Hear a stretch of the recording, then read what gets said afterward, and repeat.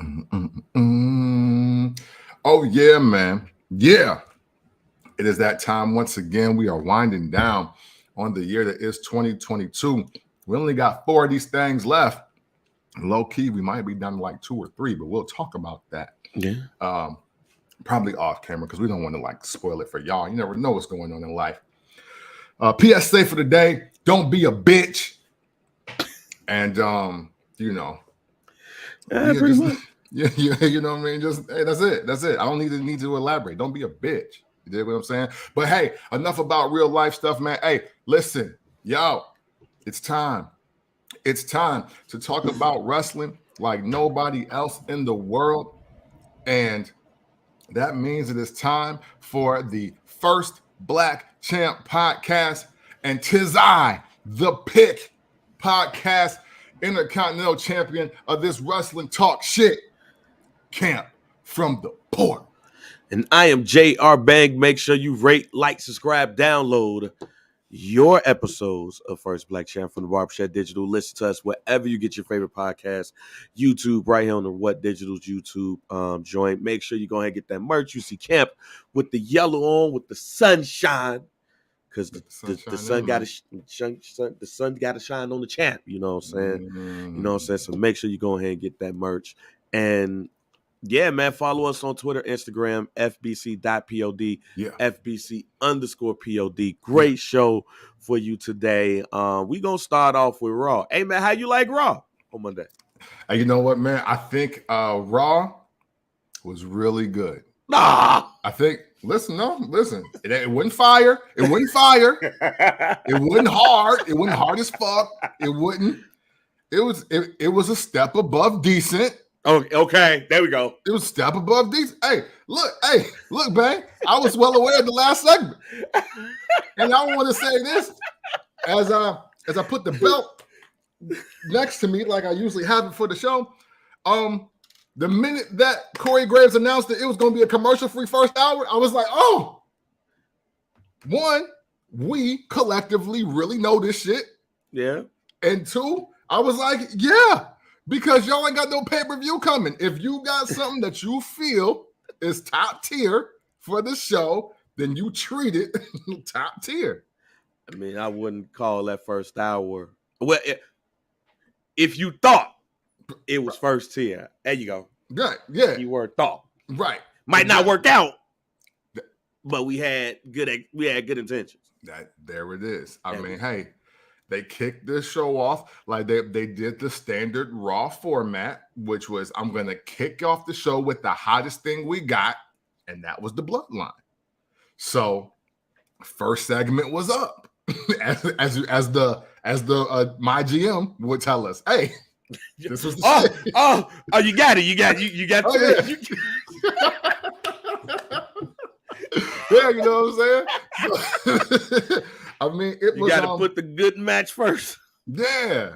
Bullshit in the middle and then the last match. Yeah, there you go. So, you know, I literally sat and was just like, man, they trying. I was like, okay, I'm not saying this it.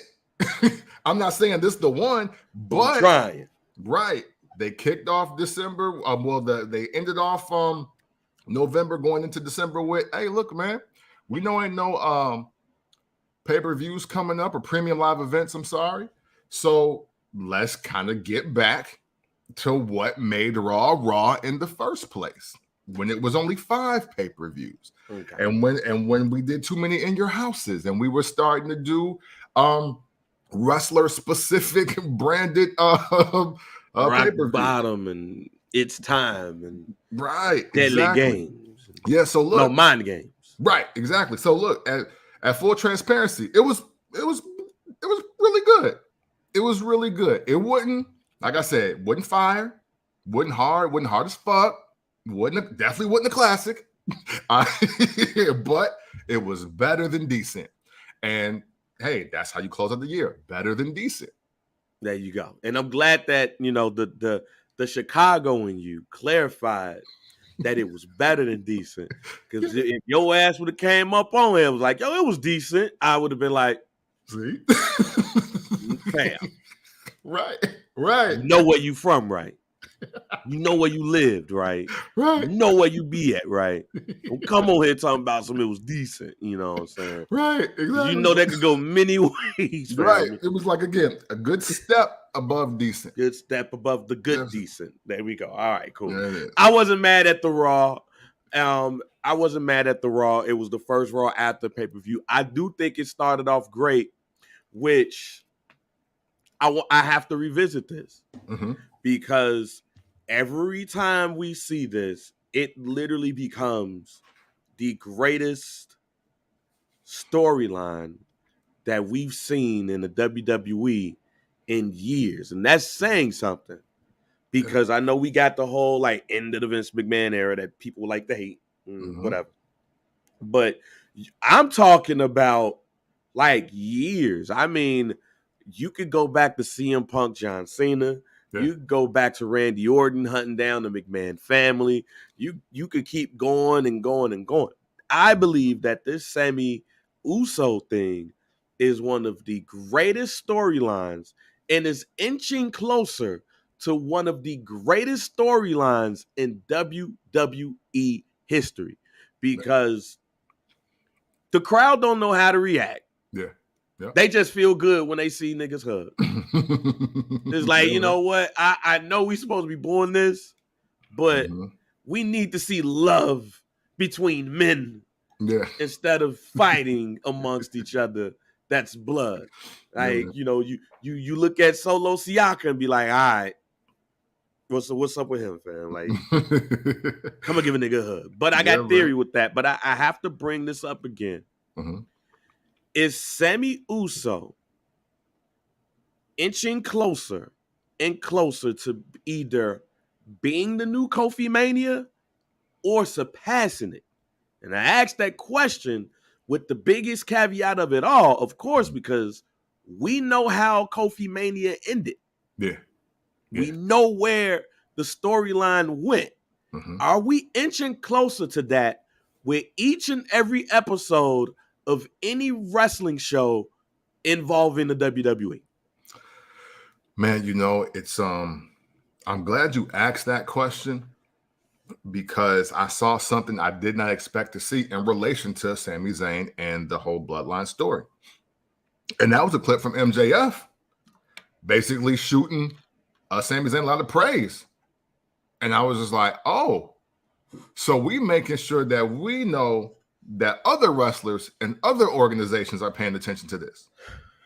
And even the guy who never breaks character, heel 24/7, 365, 366 on that labor, or that leap, that leap, was like, yo, no, Sami Zayn been him.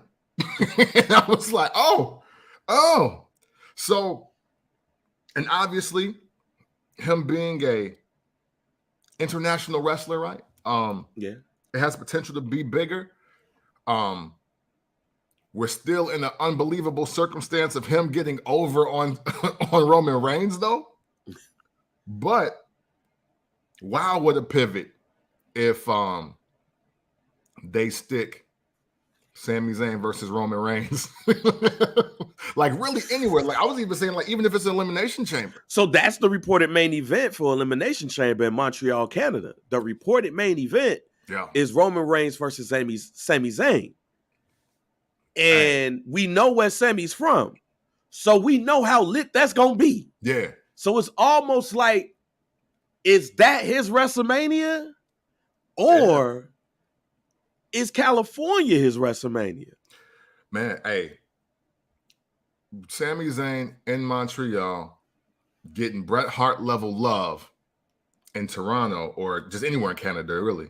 But him getting that level of love and competing for the undisputed WWE Universal Championship against Roman Reigns. At the crib. Yeah. That's WrestleMania for him. And the thing is, very rarely do the hometown man or woman wins that big at home. So even in a loss, it's still a big win for him. But I mean, hey, obviously it's definitely possible. And shit, at the core of what wrestling is, it makes sense. Man, because he is the face. Man, I can't believe I'm about to say what I'm about to say. Can't believe I'm about to say what I'm about to say. Mm. But if I'm Dwayne Johnson, I'm saying give it to Sami. Because what I don't want to happen, and we call a lot of shit right on this pod, inside the ring and outside the ring. Facts. What I don't want is Royal Rumble Philadelphia to happen in San Antonio, Texas. And this is what I mean. We told y'all weeks ago that if you want to do The Rock versus Roman Reigns, The Rock has to win the Royal Rumble. Yeah. And let's look at I would say the great problem that the WWE has.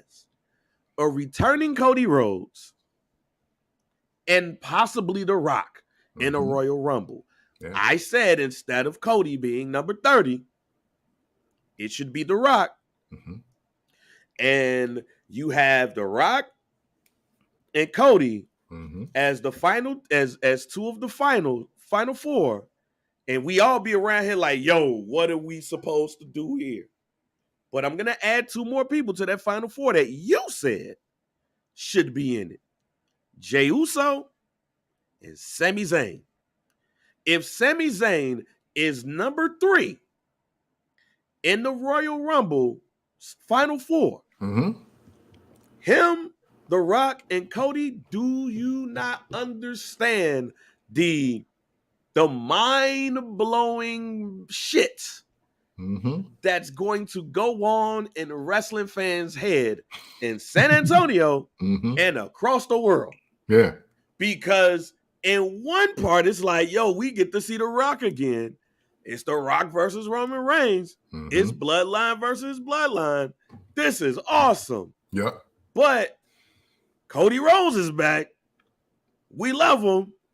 Listen to that pop we gave him last WrestleMania. Yeah. Oh, man. Yeah. It's great to have him back. And he wants to do what his daddy couldn't do. Win the world championship. But oh, shit. Sami Zayn is cooking right now. Yeah, man. Holy shit. Yeah, man. Oh, and it's Jay. Oh, he need to get his cousin back. I don't know what to do. Like that little white kid, the legit with the little white boy, he's like, that's going to be us. Our head is going to explode. We ain't going to know what to do. If them are your final four, yeah, man, that has to be the final four of the Royal Rumble. Trips, Paul, if that ain't your final four, you are tweaking, because that's the final four that you can literally go either way. Yeah. And you can even say, hey, we not going to even pick a winner yet, but we know who our final four is. We going to look at the crowd and we going to see how the crowd react. And you know what? I guarantee you that if The Rock is the winner of the Royal Rumble, that crowd is going to go, boo. Oh, hell no. Why? Because The Rock would have just got there. Fam, we invested in Sami Zayn right now. We are invested. Yeah. And it can't end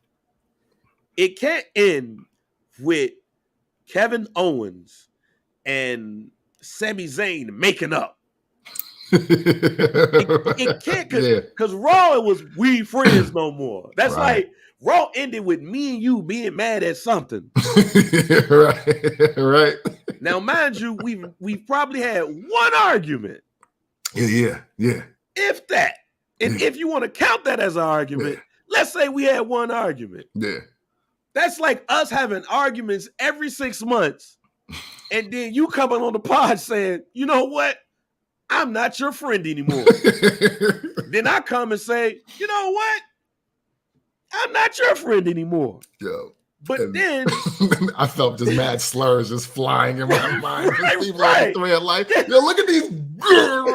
Right. And then 2 weeks before pay-per-view, after all of the fans that listen to the pod tweet us or go on YouTube and be like, you know what? I miss when Bang and Kemp was doing the podcast. And then something happened. And then 2 weeks before Elimination Chamber, we go, you know what? We friends again. Nah, G. No. I'm sorry. I'm not saying that they shouldn't become friends again because we've seen it happen with everyone. Yeah. But these dudes on Monday literally told each other, I'm not your friend anymore. Yeah. I don't need to see them make up, fam. This is because it would turn Sami and Kevin to Billy and Chuck. I don't want that. Yeah. Best way to put it. I don't want that. Shout out to Rico. So with that being said, the WWE is going to have to turn this shit down in order for us not to boo if The Rock wins the Royal Rumble. Because I'm not going to lie to you. At this point, for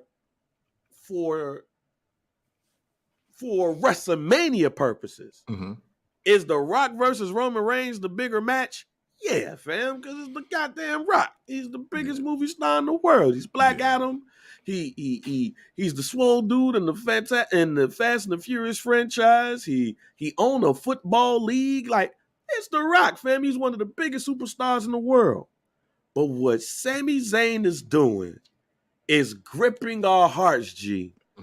He's gripping us here. Like, even when he told Kevin Owens, I'm not your friend anymore either, he said some shit that you said, I think it was last week or a couple of weeks ago. Yeah. Fam, you've been turning on me all the goddamn time, fam. They ain't turned on me yet. Yeah. And they've known me lesser than you know me, fam. I was the best man at your wedding, and every time we kick it, 2 weeks later, you powerbombing me on the goddamn ring apron. Yeah. Like, you bipolar ass Canadian. I'm not your friend no more, fam. We can't do this no more. You mad at me for that? Do you remember what you did to me at NXT on your first night? I got you in this bitch, fam. And you mean to tell me I'm not your friend no more? I'm sorry, fam. This can't come with them making up and them going against the Usos for the tag team championships. Unless they scale this bitch down. Well, I agree with everything you're saying. However, I will say that Paul and the crew have set themselves up to not have they're lucky that this is taking place in San Antonio and not a Philly or not a Chicago. Because you don't want the Daniel Bryan Batista moment. I don't know. Only reason why I say I don't know is remember when the camera thing happened to Shawn Michaels. But see, look who them niggas in San Antonio when Psycho Sid did that shit, them mugs in San Antonio was like, oh hell yeah. Yeah. Shit. Psycho Sid, yeah. And we was like, yeah. Hey, that is still the best basic intro in a title match ever. There will never be. And I don't care how much pyro, I don't care lights, I don't care who come out and sing, perform. Nothing beats Psycho Sid coming out and the fucking Alamo Dome going crazy. And he was like, who's the man? And the dude was like, you the man. He said, who's the man? He's like, you the man. And he was like, he just go fist bump and keep walking. He just stood there like, yeah. Shit, like, it was like, yo, Sid started believing it too. He was like, yo, no, I really am. Like, yo, they fucking with me out here. Fam. Yeah, you know what I'm saying? So they don't even know what's about to happen in about 20 minutes. Right. Right. Wow. So I say that because I will say that because, I think no matter what happens in this particular Royal Rumble, even though I do agree with you, if The Rock wins at this point, he getting booed. And that's just what it is. But it won't be the Daniel Bryan gets eliminated early, Batista ends up winning. It won't be that. It won't be that. It won't be that, but they'll be like, oh, man. So, but now, though, that is the call for The Rock literally needs to have the best road to WrestleMania of his life. Like his entire career it's predicated on this moment because, and The Rock's had some big moments. Look, they sold The Rock in back-to-back WrestleMania headliners, and he didn't even show up but 12 times between both of them. So, right. And we kind of let that slide because he was a 1-1. Right. And my man was like, yo, we gonna wrestle again next year. Bye. Right. See y'all. It's like, yo. See y'all later. But this though, if whoever, and this is the other, just, I mean, kind of just really just piggybacking off of what Bang just said. Whoever is in that Royal Rumble winner spot going against the champion that's not Sami Zayn at this point, bruh, prepare to be a first ballot Hall of Famer based off of what you have to do, man, between the end of January and the night before WrestleMania. Like, you gotta, like, it is, pressure is on. Like, hey, can't Mike Tyson your way out of this one? Man. Oh no. Like, can't Lawrence Taylor your way out of this one? No. You gotta do something that people are like, oh, okay, yeah. Hey, if this was $65.99, I'd buy it. Man. You gotta do that. You gotta do that. If it's right now, if it's anybody but Sami Zayn, it's gotta be that. And I was a big booster for Seth Rollins. Yes, you are. I was a big booster for Bobby Lashley. Yep. I co-signed to Cody Rhodes, but at this point, though, the bloodline has to be the WrestleMania main event night 1 and 2, because it's enough of them. It's 5 of them. Like, it's enough of them. Like so, that, bruh. Like I'll give you 3 matches at WrestleMania. 2 matches at WrestleMania that probably need to happen for WrestleMania's sake if they turn on Sami Zayn. It's Sami versus Roman Reigns and John Cena versus Cody Rhodes. John Cena does not need to go against Austin Theory, fam. He got to go against Cody Rhodes. That's true. The new John Cena has to go up against the old John Cena for that type of dude supremacy. Yeah, which is all American white guy. And he all American. That is the white men 18 to 34 dream match World Heavyweight Championship at night 1 of WrestleMania. That's for the 18 to 34 white male championship. John Cena versus Cody Rhodes. I'm telling you, the white men are gonna go nuts because they're not gonna know who to root for in this case. Man. But no, man, like. When I looked at that on Monday and then on Friday, they could have did what they did on Friday on Monday. Yeah. On Monday, they was like, hey, we ain't friends no more. But then on Friday, they was like, yo, Sami, this is your night. To the point, they came out to his theme music. Yeah. When his theme music came on, I was like, oh, shit. Oh, they wild. They throwing this in our face. And then he did the double move.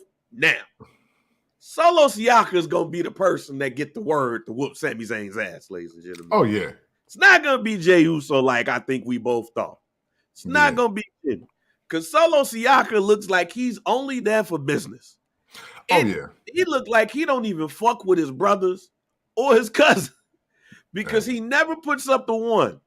He never puts up the 1 at all. He just be like, he's Mr. Hughes, fam. Go in the archives when we gave Mr. Hughes his flowers. Yeah, for sure. He's Mr. Hughes. Look, I ain't here for none of this shit. Right. I'm here to fight. Yeah. Hey, and you know what?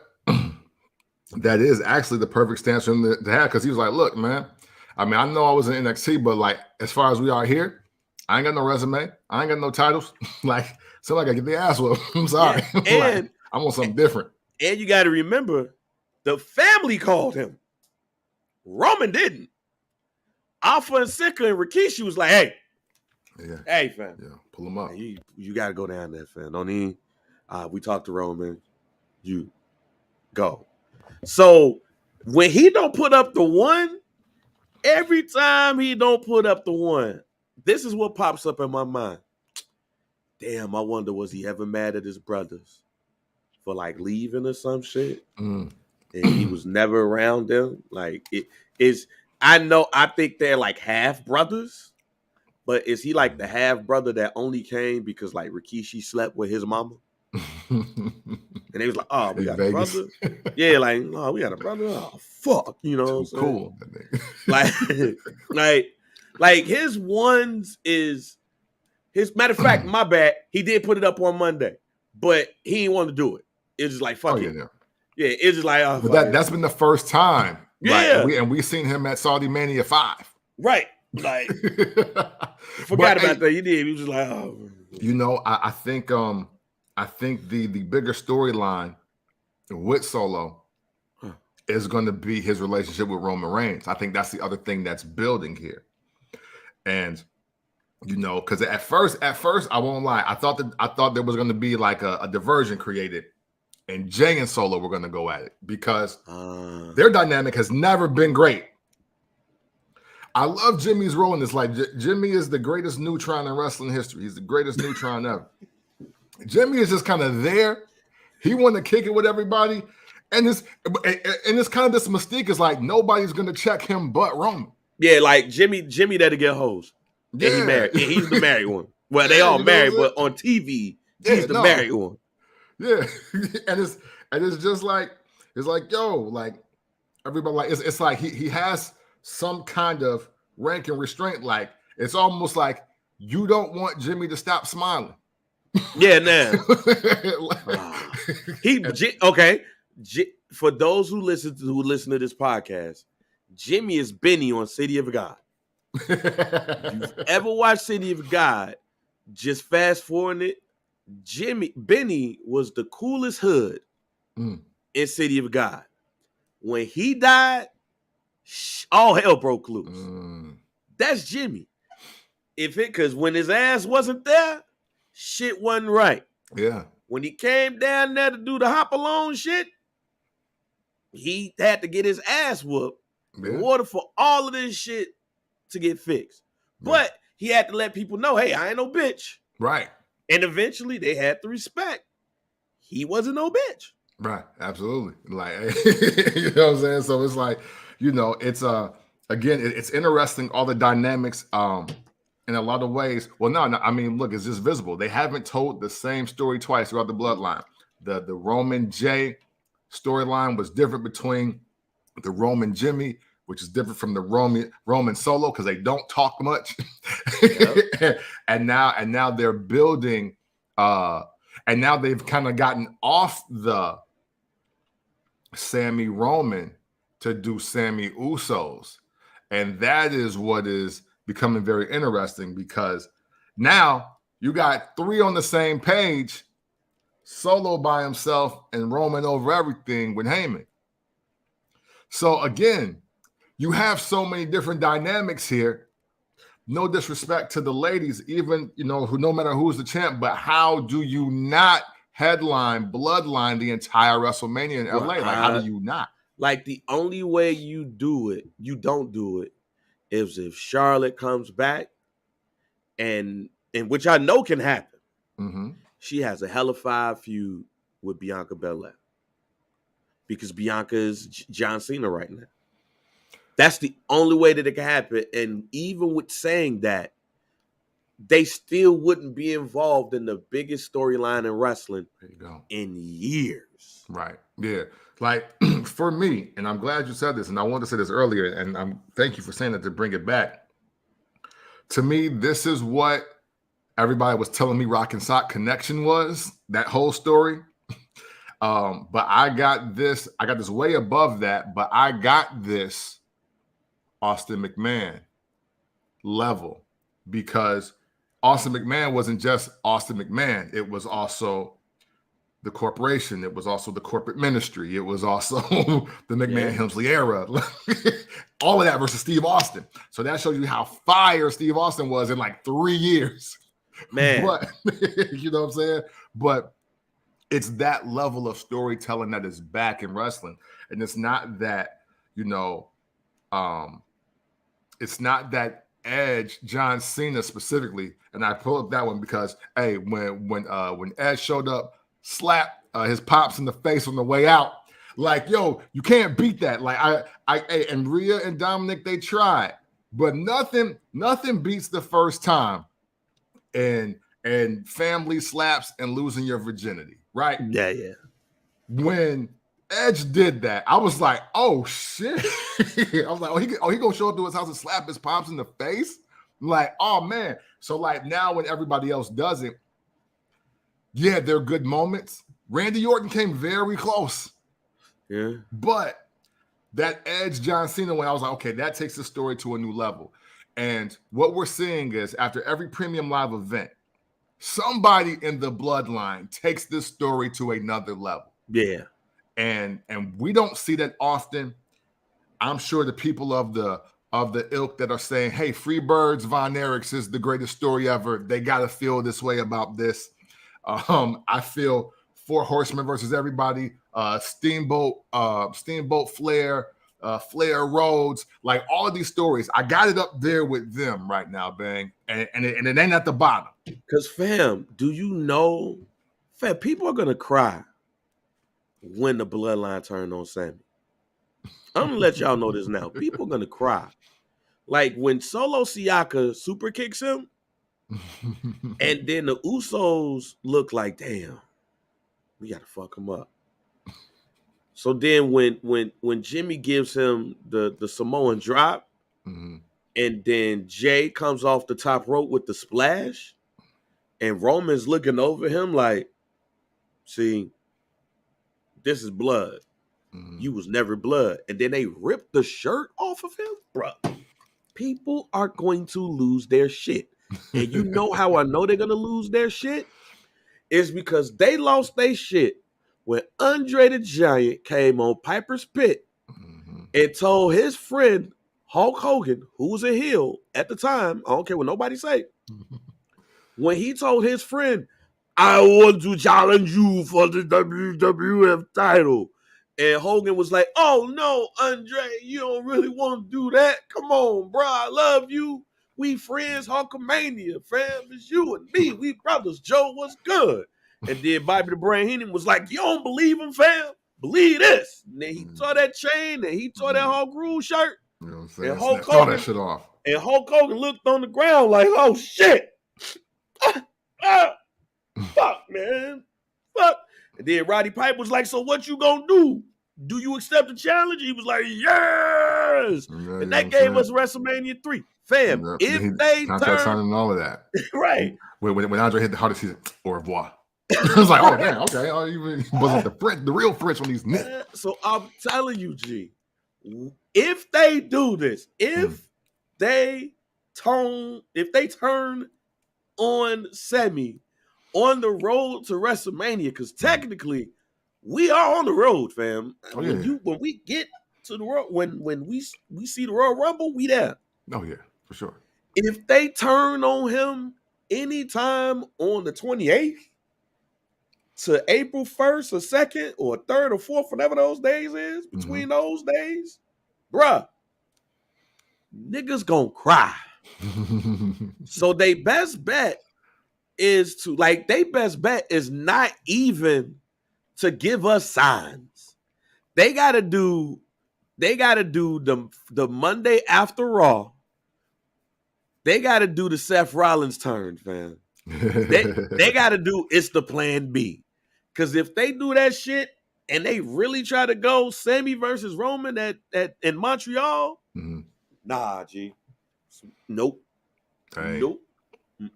Hey man, you gotta think. Hey, look, the Montreal screw job was on accident. That was on accident. Right. As far as we know, as far as we knew, I mean, obviously docs and think pieces and interviews, everything has played out. But you know, man, for that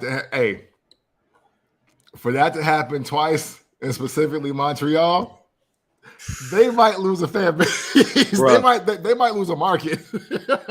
Bruh. Now, I don't want to say what I'm about to say, But I'm gonna say it.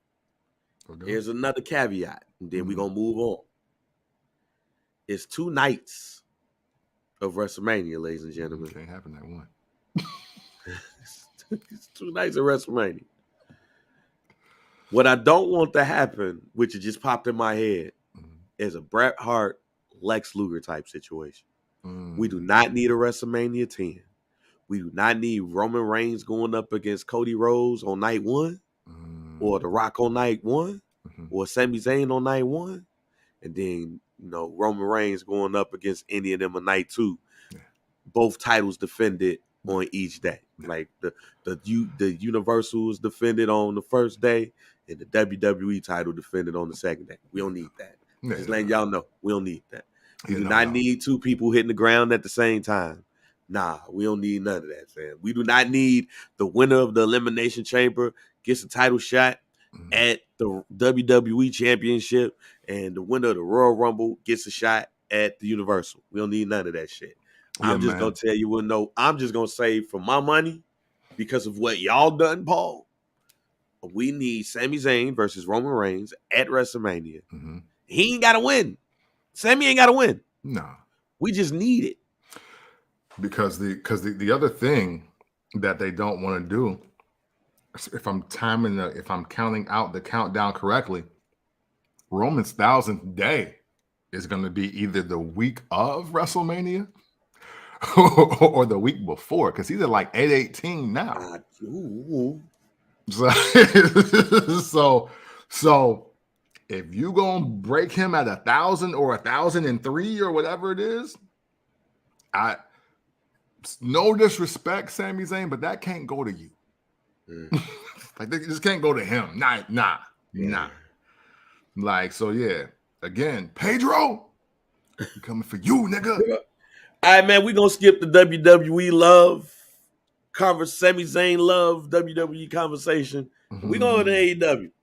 Yeah. Oh, yeah, man. Yeah, let's talk about AEW. Let's talk about AEW. Let's do it. I'm so confused about this shit. I'm convinced these niggas get in the back and just try shit. Man, and I'm gonna close, not close the segment, but I might close the segment with the only thing that they just randomly tried. Surprisingly, that's worse. There is a top tier segment that took place involving AEW, but let's talk about what we're about to talk about though first. Yeah, I don't even want to get into that. Right? And that might have been the greatest segment in AEW history, ladies and gentlemen. That segment, I almost got in trouble with that segment. we gonna get to that later in the show. Yeah. We gonna talk about what happened to William Regal, fam. Yeah, man. So last week, William Regal came out and was like, you know what, MJF gonna talk to y'all next week.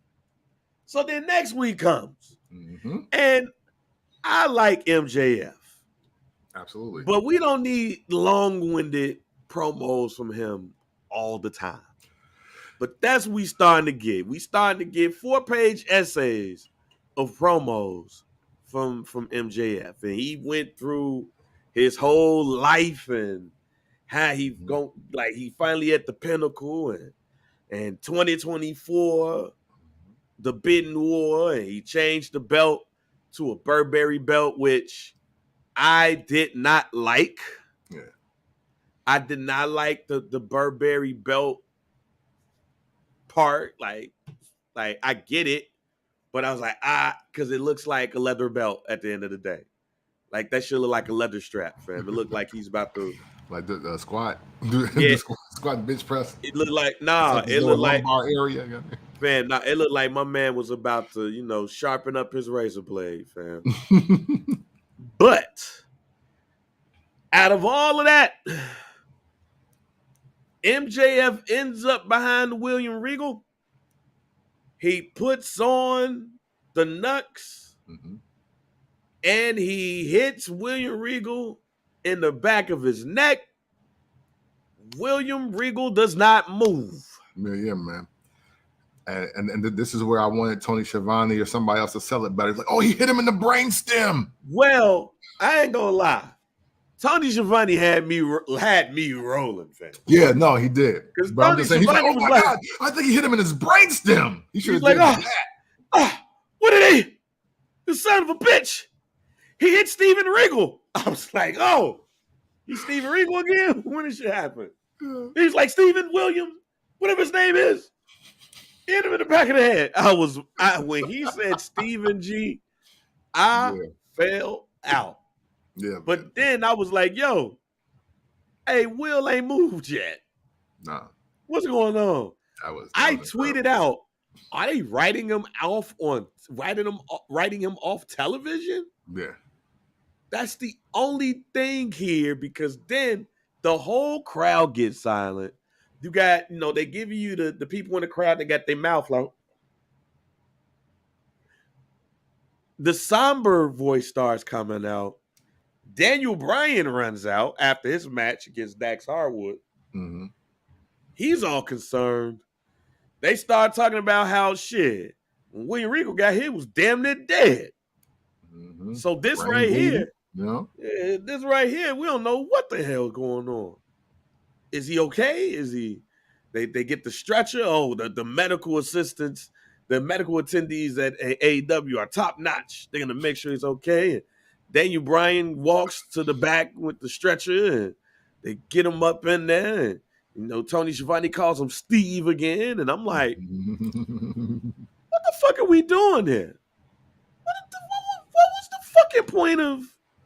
What was the fucking point of what we just saw at the pay-per-view? Well, William Regal, like, is the storyline of MJF is, I need you for 2 weeks? Because think about this. I'm dead serious when I say this. This is not a joke, ladies and gentlemen. Mm-hmm. Where the timeline of 2 weeks may be a little bit off. Mm-hmm. Fam, the Pinnacle group wasn't that long. No. He really only got the Pinnacle group together to go up against Chris Jericho now. Yep. Then after he threw Chris Jericho ass off the goddamn cage of Blood and Guts, a.k.a. War Games Jr., them motherfuckers started breaking up. Yeah. Yep. He got with the Firm to get the goddamn title shot. Yeah. And then 2 weeks later, he was like, hey, stop jumping on everybody. Yeah. And then it was like, oh, fuck them. He wins. It's not even him versus Ethan Page. Nope. It's him versus Ricky Starks. So what was the whole damn thing with the Firm for? Now, William Regal helps you win the championship, and you hit him in the back of the neck. What was the fucking point? Mm-hmm. Like, what is the point of all of this? My man been in more groups, random ass groups. He's like Paul Roma in them groups, and he's supposed to be the leader. Yeah. Like, yeah, man. an AEW fan has to come on this show. Like, whoever's an AEWite has to come on this show and explain to me why the MJF stuff happens. Because, man, my man ended MOP. Oh, he's MOP. We were Rockefeller. No, we were G Unit. No, we independent.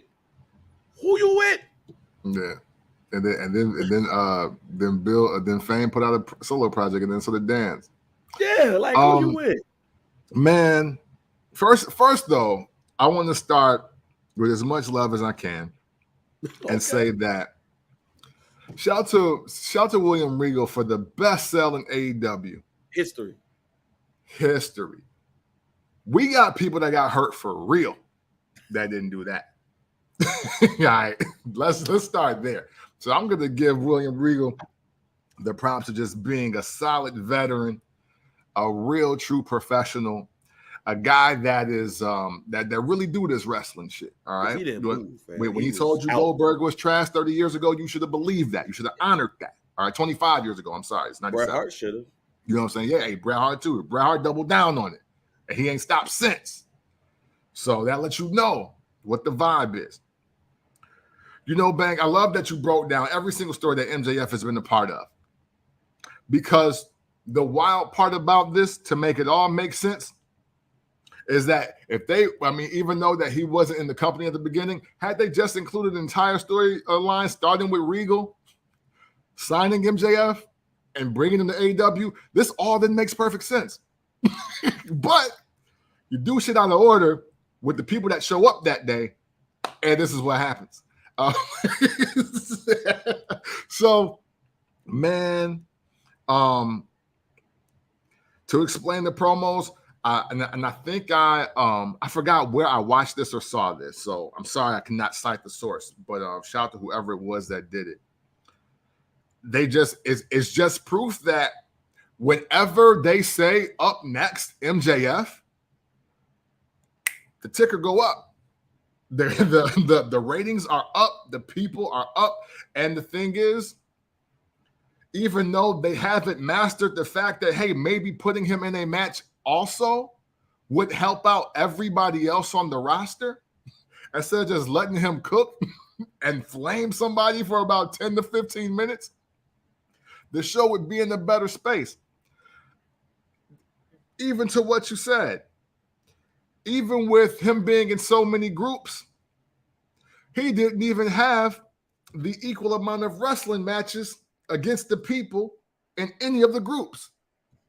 Like, he didn't even wrestle anybody one-on-one. He didn't do no tag matches. They didn't do no 6-mans. He didn't do 6 run-ins. He didn't do shit. He just come out there and just be flaming people. It's like a stand-up comedian. He just, yo, well, here's my set. So we got some wrestling action coming up tonight. Hope y'all stick around for that. It's AEW Dynamite. He was like, yo, fam, is this SNL? The fuck is my man doing? Like, it's not even bad booking at this point, because I think we've beat that horse to glue, right?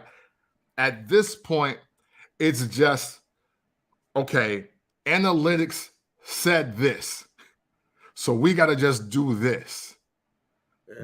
But you see how analytics got shit fucked up? Like, it's just like anybody searching your cookies or your browser history. It's like, yeah, you know what?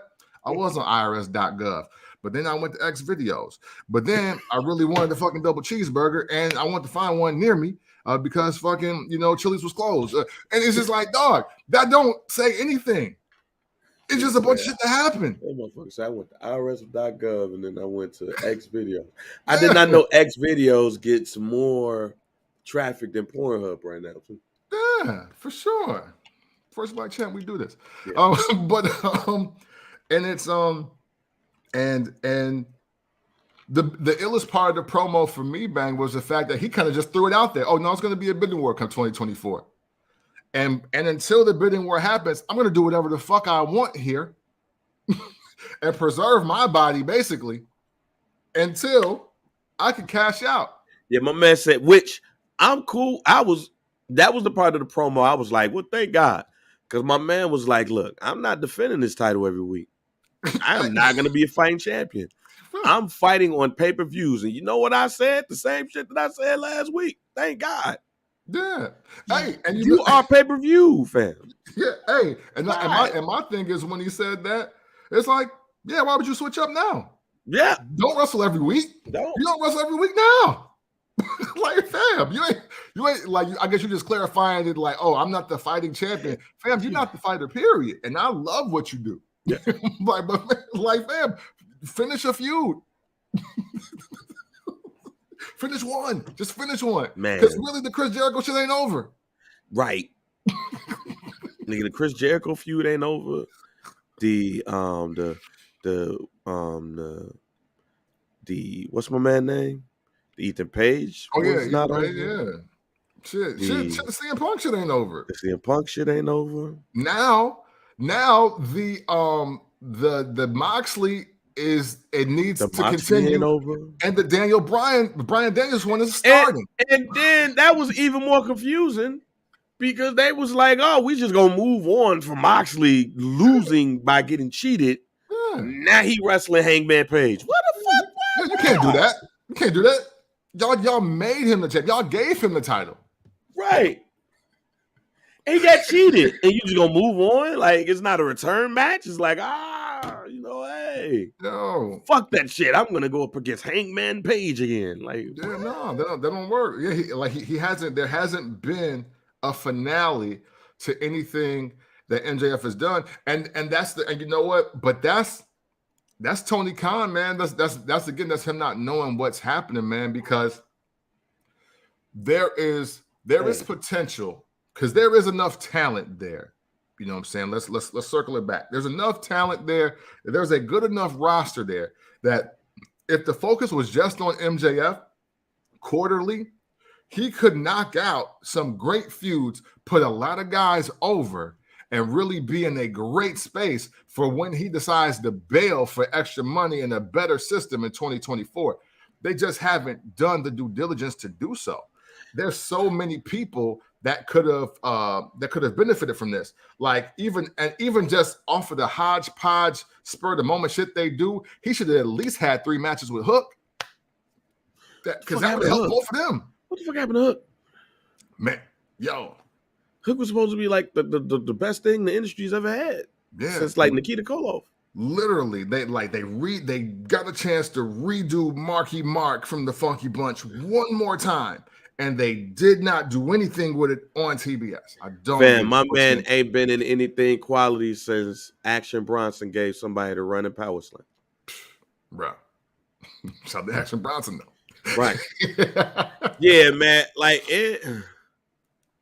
that shit was so confusing, man. And I ain't gonna front. And I love Ricky Starks. We love Ricky Starks absolutely. Here on this show. Mm-hmm. Cam called that shit out when he saw him on NWA. He's a star. Mm-hmm. But I don't want to see MJF versus Ricky Starks in the pay-per-view match for the title. Not right now. Yeah, not right now. And that's Tony Khan's fault. Because when you know you got to start, he should have known that he got 2 stars, and they need to be on a road to one of his premium live events, and they're just not doing it right. And Regal was probably like, "Oh wait, no, hey, I got a text from Paul. Hold on." And then, like, he got after that, he was like, "Hey," and Paul was probably like, "Hey, yo, I see what's going on over there, man. You don't have to do this, bro. I got this is out of here. You know, we got the. I come back.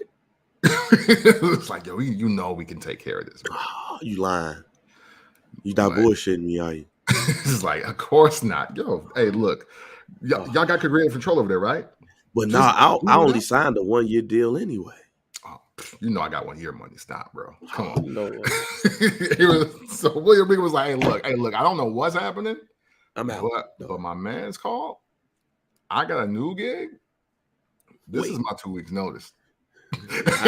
Well, you know we got to write you off television. You're gonna die tonight. Like, and shout to, but let's go a week prior because we didn't cover it that week. I don't believe. Mm-hmm. Shout to the AEW fans that we just know so much about wrestling now that you can't do something like have Moxley and Regal have heat. MJF is involved. MJF's not involved yet. They got heat. Moxley wants to get at Regal, but then Bryan Danielson comes out talking about some y'all wanted to be like him when I grew up. Fam, he not even from here, bro. What you talking about? You never call him. You ain't never been to Liverpool. Like, fam, you're the bingo hall wrestling Ring of Honor darling. No. He wasn't collecting. He wasn't collecting Lord Steven Regal tapes in Blackpool. Fam. Hell no, and he never did the STF when it was really the STF. Like, you never did none of that. And shout to the AEW audience was calling bullshit. It was like, no, we're not letting that rock, bro. Yeah, we ain't letting that rock. It's like, look, we want to see a good story, and we shoot y'all a lot of bail, but this we can't ain't do it, this. Chief. This ain't it, Chief. Yeah, right. They don't even have a damn WWE history in order to do that. He'd been better off saying Wade Barrett was the person that did it and just name dropped it on accident. Yeah. So So yeah, man, it's so and then they transition to MJF saying, "Well, I'll just turn on them anyway," and he ain't here no more. So Right. so Because here's the other now, part. Before you even go further, I have to interrupt you because I got to go back to it. I got to go back to the whole not getting title rematches and then random title matches just pop out of nowhere. Ricky Starks wins the tournament. There's going to be a battle royal. There's going to be a battle royal going on for a title shot. But then is Daniel Bryan supposed to be the Rocky Balboa of this shit while William Regal is Apollo Creed? Because I ain't gonna front.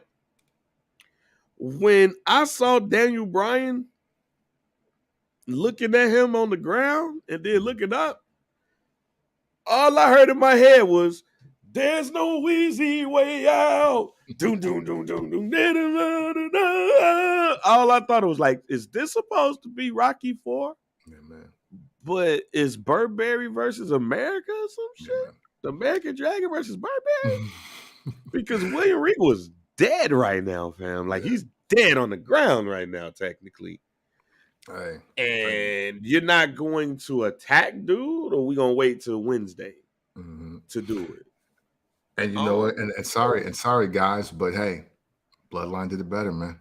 The Bloodline did it there with 100 screens in the audience, bro.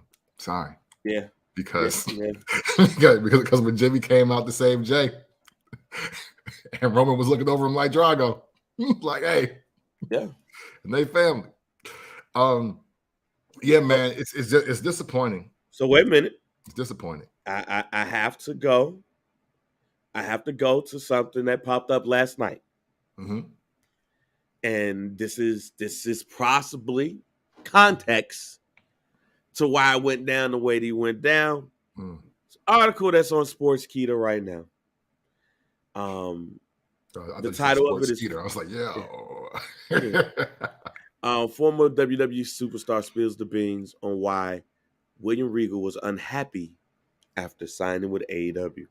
Now, before I go on, let me say, off the title alone, I 100 million, thousand, trillion believe that William Regal got to AEW and was like, "Oh, fuck, what did I get myself into?"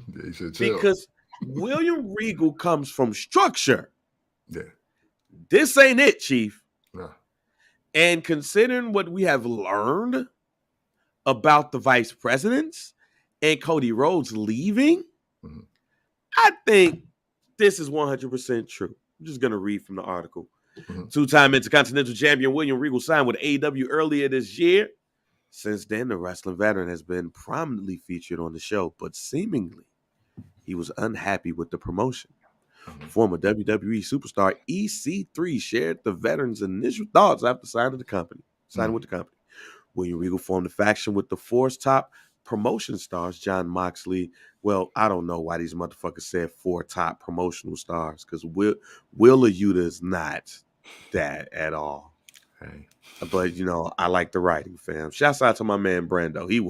Brando wouldn't have wrote this shit in Rolling Stone at all, fam. William Regal joined a faction with 3 of the promotion's top stars, and really that third one is debatable. John Moxley, Bryan Danielson, yes. Willa Yuta, hell no.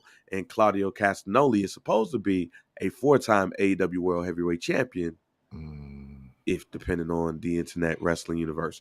All right. The faction was called the Blackpool Combat Club. Since the faction's formation, 3 of the former members had captured gold. Claudio won the ROH World Championship, promptly lost that bitch to Chris Jericho. Now he's getting his title rematch at Final Battle.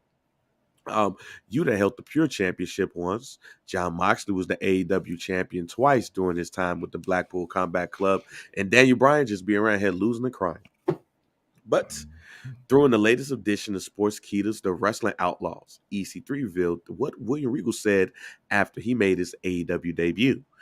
Regal supposedly regretted the decision to sign with Tony Khan, to the Tony Khan-led promotion, as there were several issues within the company's management. Mm-hmm. At 4:05 to 4:15, he says within that time frame, when he went over to AEW, the word was he said, "I immediately regretted this decision. There's very much maturity issue here within management." Mm-hmm. Yeah, man. I mean, look, because it's coming from a guy like Regal.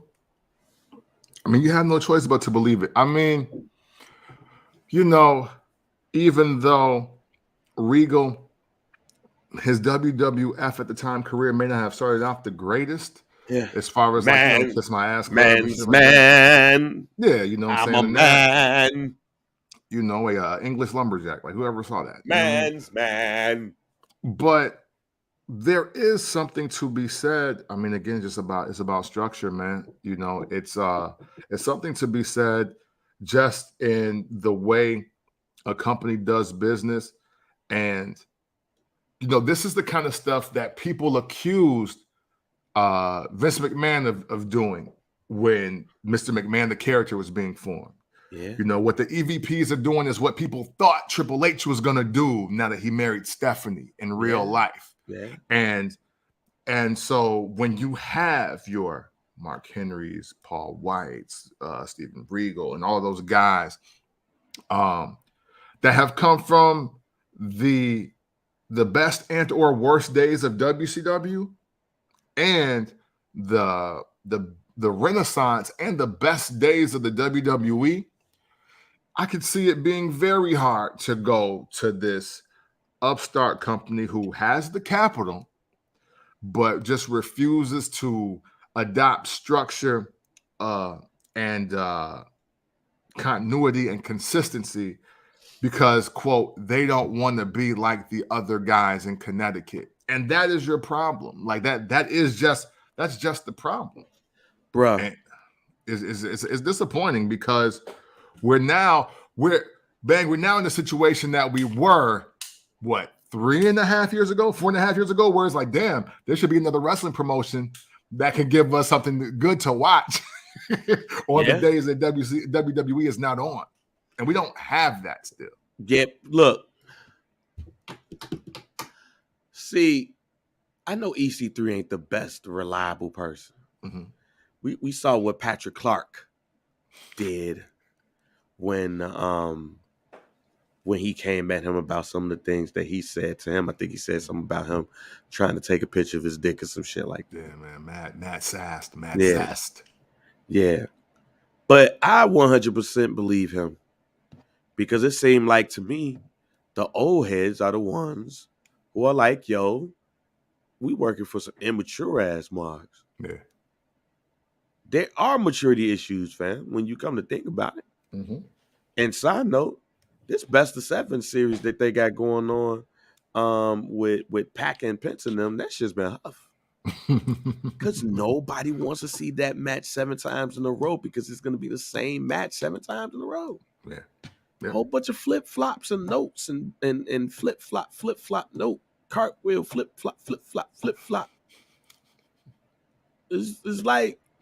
It's like your homie who could flip on the dirty mattress in the hood. After we seen it once, fam, you ain't got to do it no more. Because at the end of the day, that mattress is dirty, fam. Man. Hype's fuck on that mattress.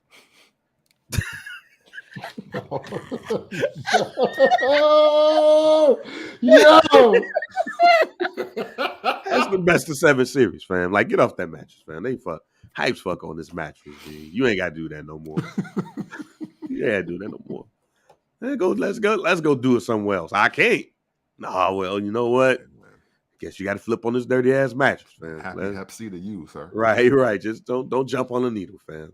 Do not jump on the crack pipe. Like the 3 matches we've seen, what match has been different? Like this is not. It's been the same match, fam. Yeah, man. It's slow. Then they start flipping and start doing hard ass belly to backs. And, point. This super kick out the ring in it. Yeah. And that match on Wednesday had me rolling. Here's why. At the end of the match, it just felt like Kenny Omega was trying to pull teeth out of the crowd. Like, hey, I ain't in this in a while. Thank y'all. God bless. Good night. Crowd was sitting there like, man, I'm tired of seeing this shit, fam. Yeah, I'm tired of seeing you doing the same dance at the dance contest, fam. Yeah, man. Like, this match is literally like being in the 3rd grade, and every time y'all have a talent show, the girl want to sing Karen White, Superwoman. Bitch, we seen you sing that shit at the spring social and at the fall social. We don't need to see you sing this no more. Yeah, switch It's that terrible. WB now. Right. Like, do something else. Sing something else. Sing Tender Kisses by Tracy Spencer. Don't sing that song no more, because you ain't got it. I don't want to see it no more. And they're gonna go 7. They're not gonna be like, oh, yeah, we should cut it. They won in 6. They're gonna win in 7. They're gonna do this in 7. It's gonna be the same match. We're gonna be sitting there like, fam, why? And that's the real problem. It's like, throw a specialty match in here or something, have different finishes, have different things that you want to get off besides your same shit.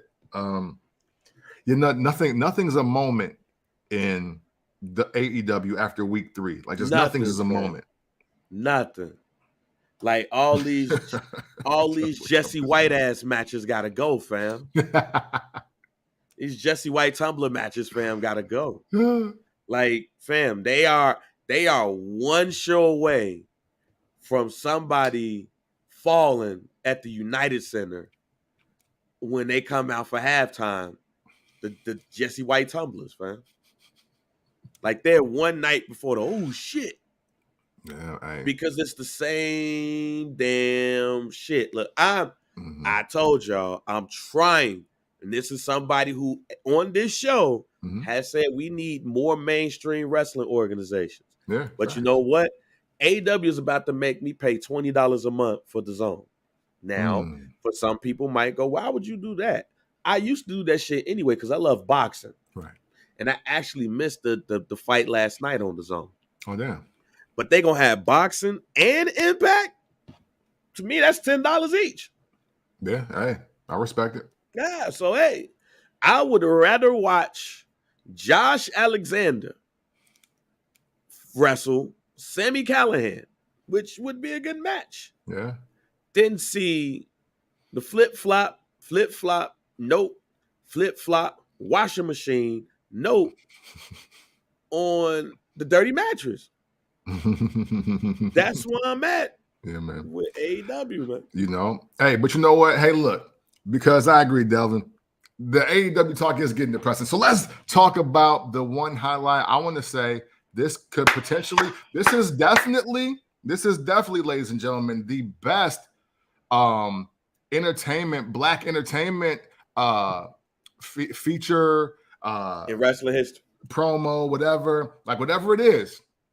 It's the best one of it. And who knew? AEW got that one. You know what I'm saying? And who knew? Mr. 106 in Park himself would have one of the best segments in AEW history. Top 5, maybe 5. Because I'm giving MJF and CM Punk at least the 4. Nah. I'm going to let you know right now. This is the number 1 segment in black wrestling history. Oh, yeah. Black wrestling history. This is it. There's no segment better. You know what I'm saying? So first and foremost, man, before we get into the actual event, shout this is more important to our people around. Hey, it's crazy, but you're right. Because it's bridging the generation gap. Yes, man. Man, shout to Shad Moss. I'm not even gonna call my man Bow Wow like that. I'm using this grown government name, man. Shout to Shad Moss. Because he is taking all of this seriously. All right. I say what you want about rappers and wrestling, but I've never seen 2 people more serious than Bow Wow, aka Shad Moss. and Lil Scrappy. That's it. I ain't really Yeah. seen any other two black rappers first, superstar rappers first, take it this serious. So shout to them. And this is, if anything, right, out of all the random shit that never makes sense on AEW, Bang, why did this make absolutely perfect sense? Yeah, I know why it in the perfect show, sense. and nothing around it had anything to do with it. We know why. But it was hands down the best segment. One, it was the best segment. It was the most entertaining segment. Man. It had completion to it. And did it? Well, completion as in scene. Because shit, you can't tell me right now, Bang, that Tony Khan didn't, shouldn't, or couldn't have given Shad a contract and be like, yo, fam, no, we need this about 12 more times. You need to, I don't know if you're going to wrestle, you're going to job, I don't know what you're going to do, but we need whatever y'all just did for at least 3 months. We got to do that. Without a certain part of that segment, my life is incomplete. Cisco voice. Hey, yo, because it was cool to Bow Wow being Bow Wow, and because now he's in star mode, so Bow Wow. But it's camp. It's I'm trying. Young MC could have been in Bow Wow's position. You could have insert rapper there. No. I don't. No. Because Trina showed up. No. Trina looks good. No. It ain't about because it ain't it ain't about Bow Wow. Okay. It is about one person and one person only. Mm-hmm. Fam, it could have been goddamn MC Hammer. It could have been EPM. It could have been Eric Sermon. It could have been Cool G Rap. It could have been anybody. But when Jade Cargill walked out in that damn coat and opened it, fam, I never say the name of this song right. But when she opened that coat, man, Quincy Jones, the September started playing in my head, fam. It's like who. That started playing in my head. The song that Trey lost his virginity to? The song that Trey lost his virginity to, fam. That shit could have had Weird Al Yankovic. That shit could have had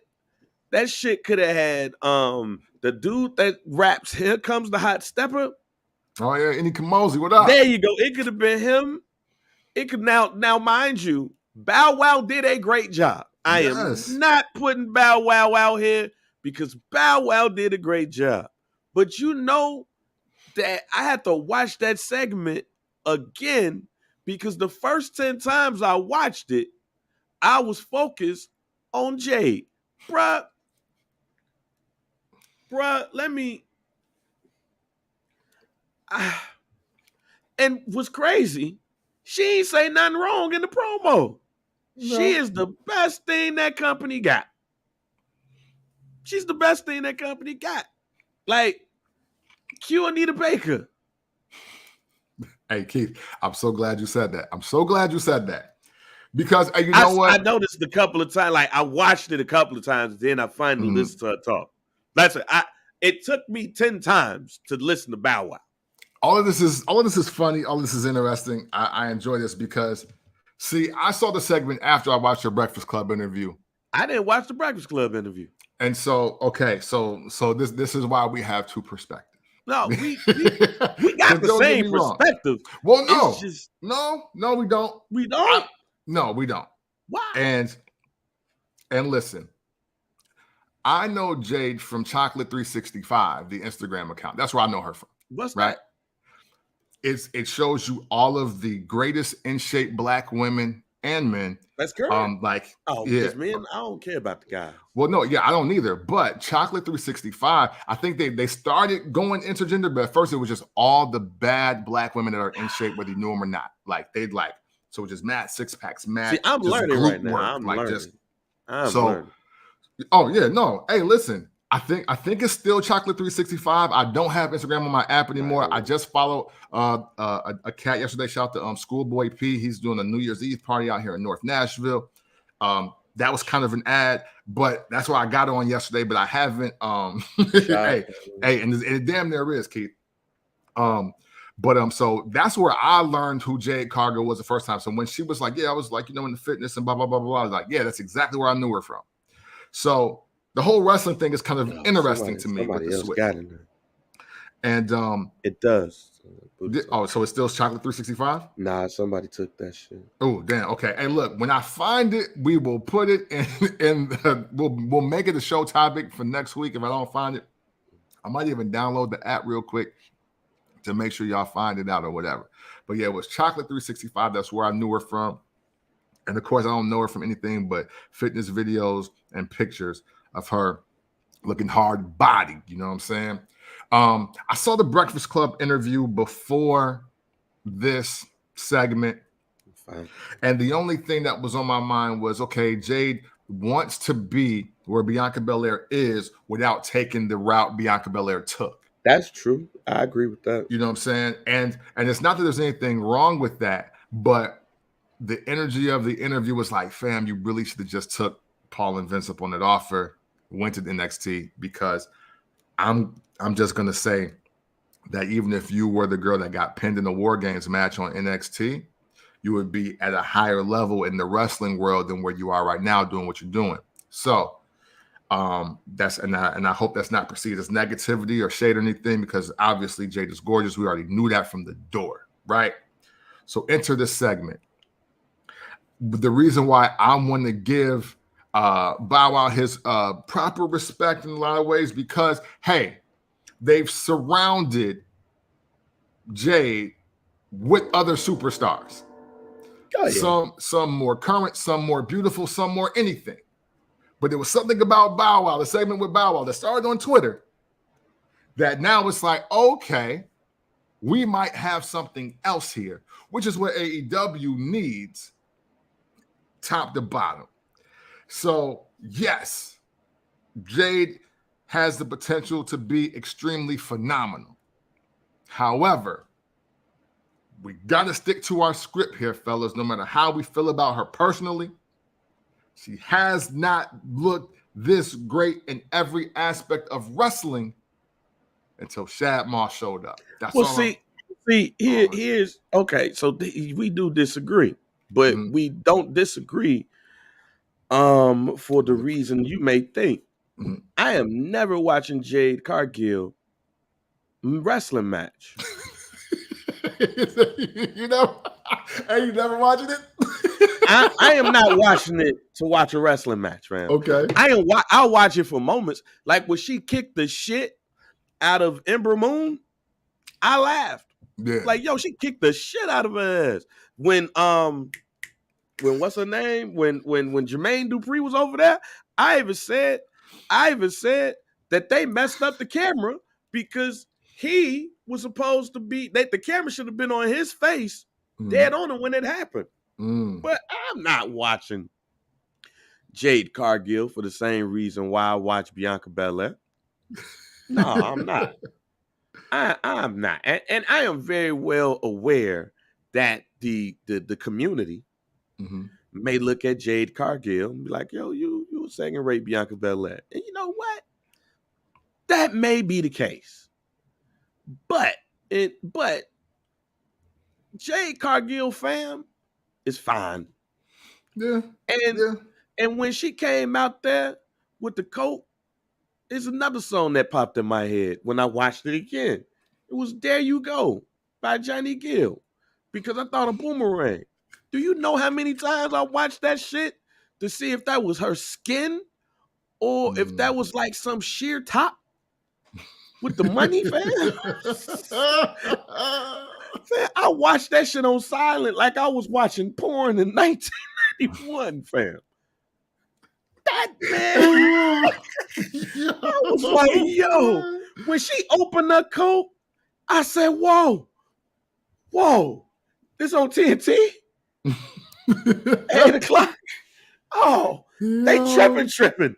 We talked about Ron this year a couple of episodes ago. Yeah. This wasn't that. This wasn't even Thunder in Paradise. Bruh, I watched that shit and I was like, oh, is that her skin? Or she got some moan? And then I saw the thing on the neck and I was like, oh, she got some moan. And then the thirstiness in me was like, just remove that dollar. Just pull a dollar down. Just pull a dollar down. And I'm be real. I ain't seen no draws like that in wrestling since the Attitude Era. Like the dollar panty draw she had on. That shit was reminiscent of Sable and Stacy Keibler. Cause now when you wear these, they wear them a little bit different now. I understood why people call old niggas pervs. That episode, fam. I finally realized I'm 40 years old. Maybe I shouldn't be thirsting over this. And again, you are right. I think Bow Wow did a great job. And I also believe this is a moment that Bow Wow has been waiting for. Yeah. But here's the other thirst part of me. When Bow Wow said he was bringing somebody, I was like, oh, who is he going to bring to go up against Jade Cargill? Because this could possibly be the best shit we ever see on wrestling TV if it's a black woman too. Like, what other black woman that looks good like Jade you gonna bring? Is it somebody from Chocolate 365? Like, is it somebody else? Because if so, fam, oh my God, this man, the white people 18 to 34 ain't gonna know what to do with themselves. They barely knew who Bow Wow was. It was just us. Hey, all right, hey fellas. Okay, look. First black champ told you first. This is how I saw Jade Cargill in 2018, 2017. I had to remember. It is fit _chocolate. Okay. 365. Okay. Number 1 in black fitness. All right. Hey, listen. I mean, look, it's great tips on there too.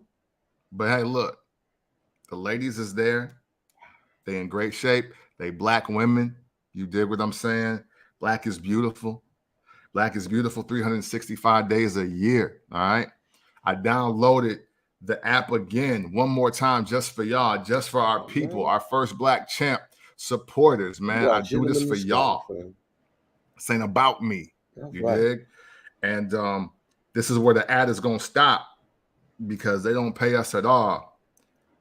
But hey, look, matter of fact, look, it's a young lady on here right now. Look, I'm just scrolling. Sally J Fitness. All right. You need to look for that. All right. She's making great progress. All right. You know what I'm saying? So look, man. That's first black champ, man. Look, we cover everything. There you go, Artie. Yes. Bookmark it, my brother. That's listen. Fit _chocolate 365, man. It's real. Yeah. It's real, bro. That's what I like. I mean, hey, if you ever needed motivation, if you ever wanted to get the attention of some. All right, I need to get off here. I don't know who I. Yeah, you gotta get over here. All right, man. Listen, man. First Black Champ podcast. We back, man. Shout to Bow Wow.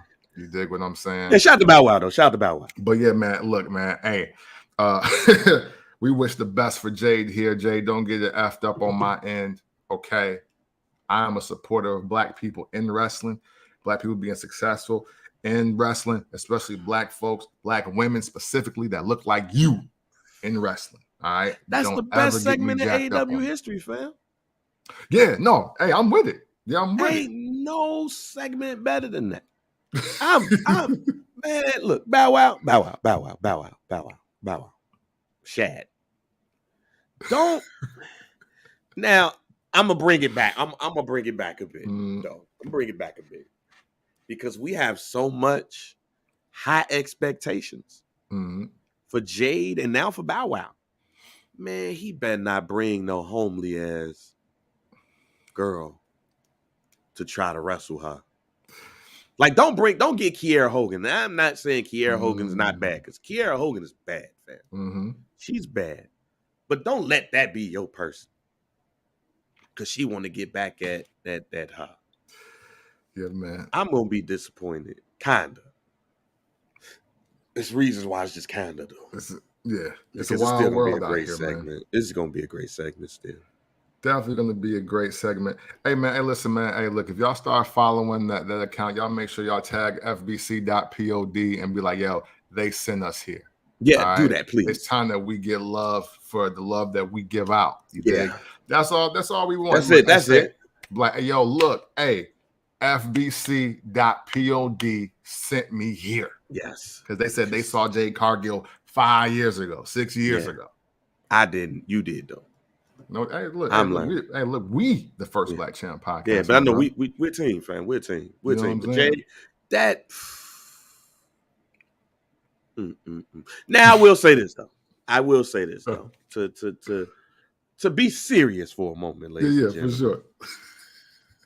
To be serious for a moment, they got to do something more with her though.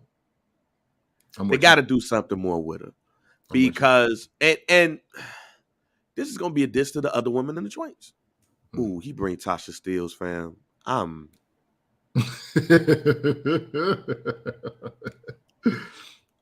Let me chill. Let me go back and be serious for a moment. The current women's champion is Jamie Hayter, she fine herself. Mm-hmm. She should be on. She's probably gonna be a white girl on Fit Chocolate 365. They don't deviate. So they don't deviate because sometimes you be on there and they be like, here's our sister channel. Yeah, nah. Fit Vanilla 365. They don't. They ain't got no. They're gonna make sure. Because you seen that, right? Where they promote the other one for people to go over that too. Oh yeah. All right. I'm digressing. They're gonna be like, take your salty grits somewhere else. Oh, I just messed with you. I'm just saying. But Jamie is the champ. Britt Baker DMD. Looks like that's gonna happen soon. Then you got Toni Storm. It's like you got all of these things going on with already Fit Vanilla, fam. Yep. Fit Chocolate, Fit Vanilla, Fit what? What's up? Butter Pecan. Yeah, I was gonna say let's just use all the Method Man links. Right. Chocolate Deluxe, French Vanilla. You know all what I'm saying? Caramel Sundays is getting touched. Fits. You know what I'm saying? Fits. Oros Campolos, goddamn. Yeah. Fits, goddamn. La Mujeres, all my caliente La Mujeres out there. Let's go. Fits. All right. But no, see, y'all fucking me up here. Look, like they gotta do something with her and some of them women now. We at this point, fam, because dare I say, I no longer give a fuck about the TBS championship.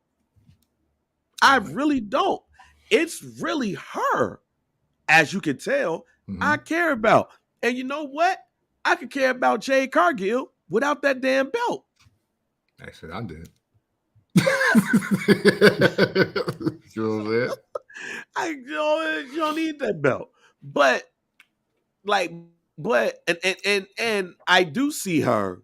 Yeah, we wild today. Yeah, but I do see like the same storyline. It's which she does very well, fam.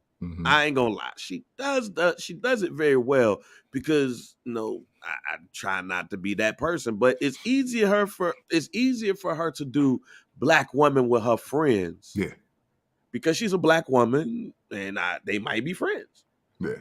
Like, it's easier for her to do that role. But I'm at this point right now, she needs to bro kick the shit out of Britt Baker. She needs to bro kick the shit out of Jamie Hayter. She needs to bro kick the shit out of Toni Storm. She needs to bro kick the shit out of Reba. She gotta bro kick the shit out of them bitches, fam. Because now the trope is going to start to come. Now the trope is gonna come. Because while she had a great promo with Bow Wow, he did his video very well. We not about to bring every rapper to have some type of segment with Jade, fam. Because this will now be, in a sense, the third or fourth rapper the third or fourth time in I think like fifth between 5 women that she has dealt with a rapper. Like Fabulous and Who Kid had came down to the match where she had with Ember Moon, that tag match. You got that right there. You got the whole Trina shit that went on. Now we got the whole shit with Bow Wow. So it's like, and I think I might be missing one more person. Yeah, the one Jermaine Dupri for one. Yeah, Jermaine Dupri. Was the matter of fact, it was Jermaine Dupri that came down, but Fabulous and Who Kid was ringside or whatever. That's right. But yeah, I don't want her to be the person that brings in the rappers to the matches. Yeah, man. Because it's cultural. No. If it's cultural, it's time for her to kick the shit out of one of the white women. Man, let's talk about it. Because even look at who she's wrestled. The majority of the people she's wrestled is people of color. Yeah. It's time for her to kick the shit out of one of these Europeans. hey, listen. I'm just saying. Hey. I'm just saying. I'm not opposed to it. We know you ain't. But you talking like you think I feel. So what are we talking about? It's about that. It's about that time, and no. Look, Sasha Banks don't need to go step foot in AEW for what? No, she don't. Mercedes Moné gonna be Mercedes Moné in Japan at Wrestle Kingdom one of these years, and she's gonna be acting. She just said that she just finished the movie in Boston or whatever. So you understand me, Trey? Let's go. Shout out to you, my brother. But it's time for them to step it up with Jade Cargill. Because even at this point, Goldberg starts stepping up his shit. It's time. Yeah, it's time. For sure. And she could do it to the shit she had on. She could be Robin Givens on Boomerang in the ring. Dig it. So question here. Because I think the real issue is she's green. Do you want to see Jade and Jobber matches? So in the beginning, yeah. Okay. But we passed that now. So that's what I thought. We are past her wrestling the random ass black women on AEW Dark or Rampage. We are now at the time, and this is where this is the Ronda Rousey situation that the WWE is in that I talked about, where she's just not getting better. Yeah. But she can't look good against people that are just regular. She looks good against people who are special. It's now time for Jade to go up against somebody that's special. Because that special person's going to make her look good. They're going to make her look phenomenal.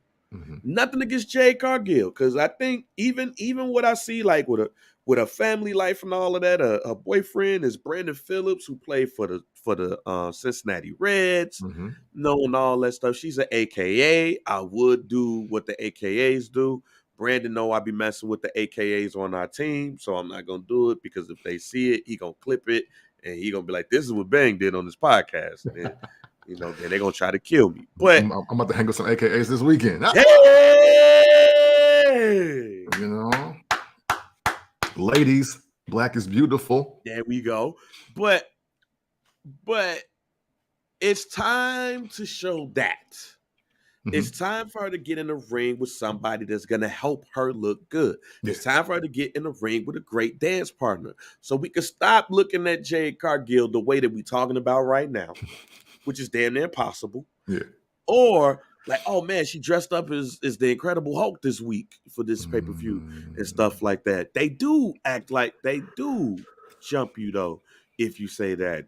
Brando will tell you, like, they on the team, be like, wait a minute. But no, it's time for them to move on from her, like, squashing. Because I'll say this, Ember Moon did not make her look good. No. She didn't. And the reason why I think Ember Moon or whatever she goes by. Yeah, I forgot. Athena, that's right. That's her name now. For me, the reason why Athena didn't make her look good, because Athena is dope, but she ain't great. She ain't, and I can't say that Britt Baker is a Charlotte Flair type or whatever, but we got to see it. That's going to make a lot of people change their mind about Jade Cargill. Because here's the thing. Jade Cargill is a star. Let me just say this right now. Jade Cargill is still a star. She's a star.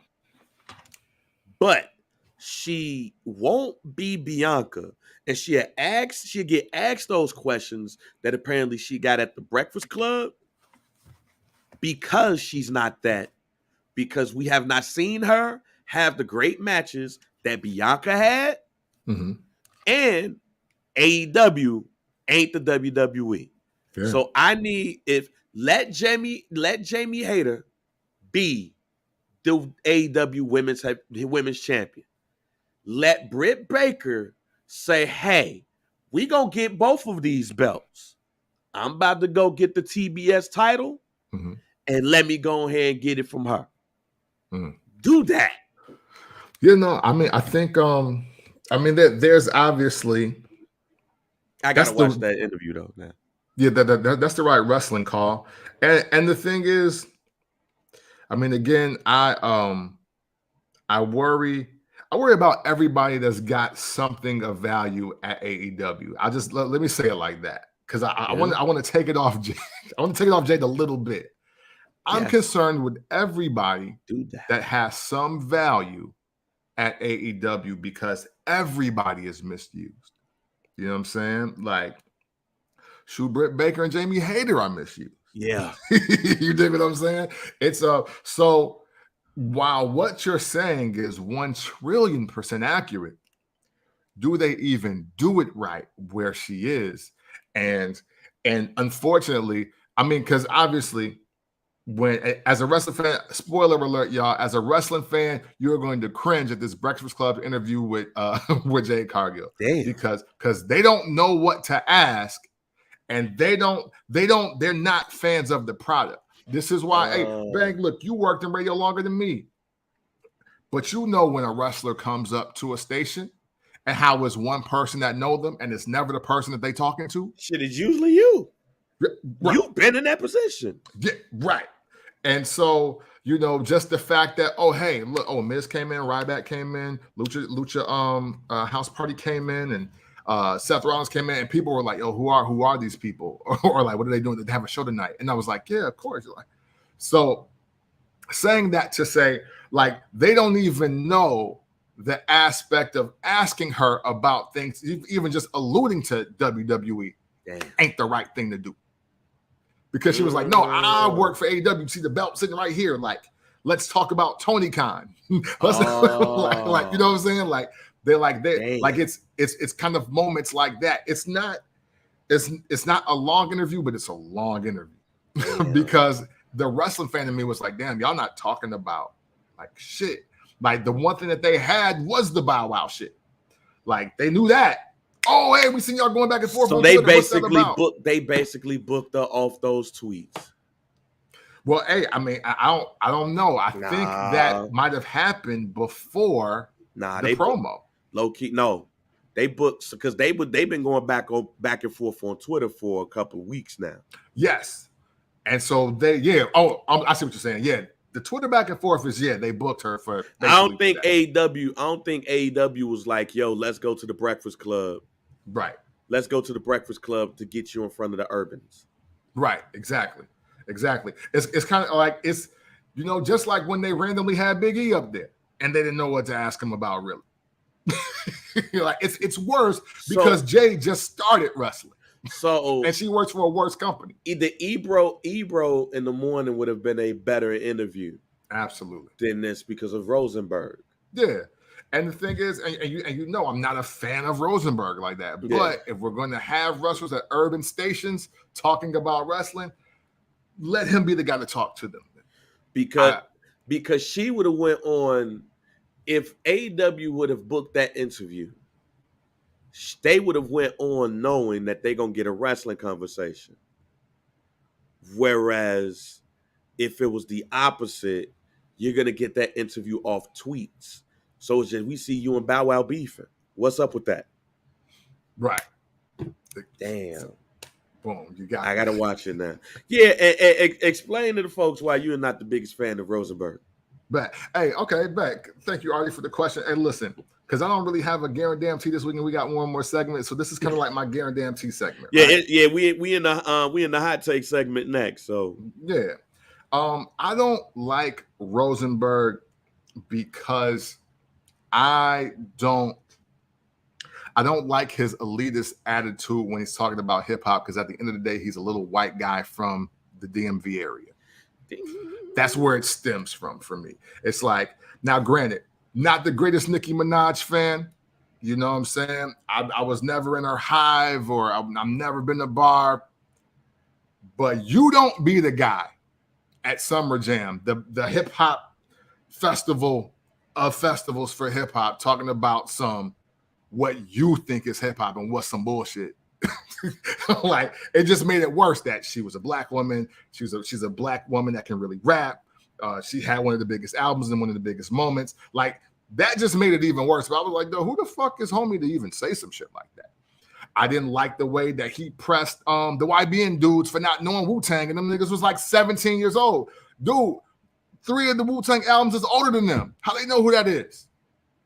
Like, I just didn't like that. I didn't like that. He went through a stint of the 2010s questioning young black people on their hip hop history because he read enough credits. And that's all that we got. Like, he ain't who he signed, who he put on. Like, who are the rappers? Like, where's his brick in the foundation? He ain't Steve Rifkin. Right. He ain't Rick Rubin. He ain't one of the Beastie Boys.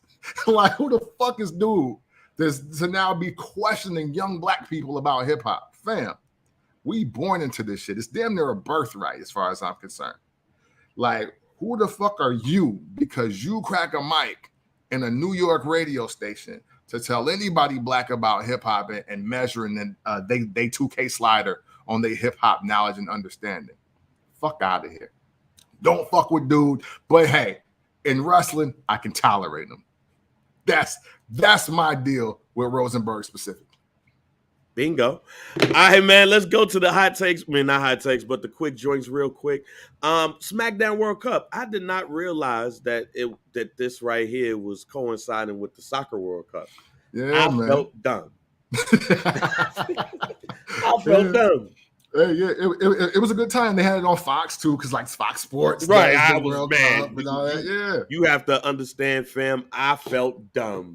Like, oh shit! This is why we doing it. I just thought it was some special shit that they was trying out that was new. Yeah. Not that it was like going. Yeah, I felt dumb, fam. Hey, but man, look, you caught up though. That's all that matters. You know now though. I was like, yo, what the fuck? But Ricochet is the winner. He's going to be facing Gunther for the Intercontinental Championship at the crib in Chicago. Yeah, man. Does Ricochet take home the belt? Like, what goes on here? Nope. But hey, take a page out of this AEW. What a great way to sell the same story twice, and I still expect the same outcome. Hey, look. Hey, I don't expect Ricochet to beat Gunther for the Intercontinental Championship, but hey, what a hell of a way to get right back around to the same match before this all happened, before the World Cup even happened.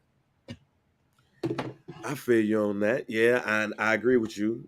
If that's a guarantee I'm gonna make, he's gonna lose. All right, but you got that cup. Congratulations. Rey Mysterio is being sent to Karrion Kross. No, they did the segment with the tarot cards. And they popped up with a card with Rey Mysterio Jr. At least Scarlett did.